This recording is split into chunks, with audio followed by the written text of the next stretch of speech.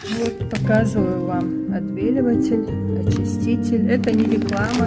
У меня никаких реклам не бывает. Я просто снимаю для себя, для души и для вас. А вот это просто миленькие, маленькие корзиночки. Не знаю, как вам размер показать. Сейчас спички принесу, увидите. Вот чуть больше спичек. Наверное, я в душе творческий человек. Хоть и ремеслом никаким не занимаюсь, кроме своей основной профессии и хобби.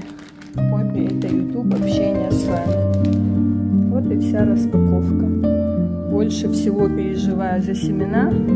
Можешь посадить в горшочек, а потом уже пересадить на улицу, не знаю. На семена не похоже. Перед распаковкой пришлось покормить котят, и своих, и уличных, и всех.